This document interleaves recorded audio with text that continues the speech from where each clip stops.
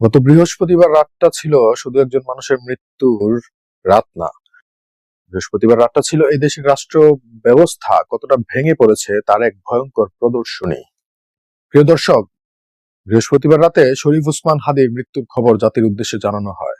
এই খবরের পর যেটা হওয়ার কথা ছিল সুখ, প্রশ্ন, তদন্ত, কিন্তু যেটা হলো তা ছিল বিশৃঙ্খলা, আগুন আর নীরব রাষ্ট্র। মৃত্যুর খবরের পরপরই ঢাকা ও বাইরে একাধিক কূটনৈতিক ও সাংস্কৃতিক স্থাপনায় হামলা, প্রভাবশালী সংবাদ মাধ্যমের অফিসে ভাঙচুর ও অগ্নিসংযোগ, রাজনৈতিক সাংস্কৃতিক প্রতীকে আঘাত এবং একাধিক সাংবাদিকের উপর হামলা। এই ঘটনাগুলো বিচ্ছিন্ন না, এগুলো একসাথে ঘটেছে। এগুলো একটা স্পষ্ট ধারাবাহিকতা। প্রশ্নটা খুব সহজ, শরীফ ওসমান হাদির মৃত্যুর পর সবচেয়ে জরুরি রাষ্ট্রীয় দায়িত্ব কি ছিল? হত্যাকারীকে শনাক্ত করা, গ্রেফতার করা, বিচার নিশ্চিত করা। এই দায়িত্ব কার? রাষ্ট্রের। আর নাগরিক হিসেবে আমাদের দায়িত্ব কি ছিল? তার আত্মার মাগফিরাত কামনা করা, আইনের পথে ন্যায় বিচার চাওয়া। কিন্তু এর কোনোটাই না করে আমরা দেখলাম আগুন, ভয়াবহতা, ভাঙচুর, টার্গেটিং। প্রশ্ন হলো, এগুলো কি মৃত মানুষটির সম্মান রক্ষা করে নাকি তার মৃত্যুকে ব্যবহার করে? একটা বিষয় খুব পরিষ্কার, এই হামলাগুলোর বড় অংশ গিয়ে পড়েছে সেই জায়গাগুলোতে যেখান থেকে প্রশ্ন ওঠে, মানে সংবাদ মাধ্যম, সাংস্কৃতিক প্রতিষ্ঠান। অনলাইনে একই সময়ে একাধিক পোস্ট, একই ভাষা, একই নির্দেশনামূলক টোন।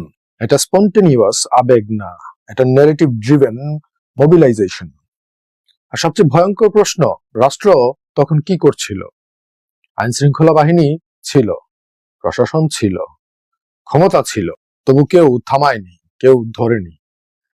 রাষ্ট্র যদি অপরাধ থামাতে না চায় বা না থামায়, তাহলে সেটা ব্যর্থতা না, তা হলো সম্মতি। মানে রাষ্ট্র এক প্রকার সম্মতি দিয়ে দিল যে তোমরা যা খুশি তা করো। ধর্মের নামে অভিযোগ উঠতে পারে, আইন সেটা মোকাবেলা করার জন্য আছে। নিজের হাতে বিচার তুলে নেয়া ইসলাম শেখায় না, মানবতাও শেখায় না, কোন সভ্য রাষ্ট্র মানে না। এই কাজগুলো ধর্মকে শক্ত করে না, ধর্মকে দুর্বল করে।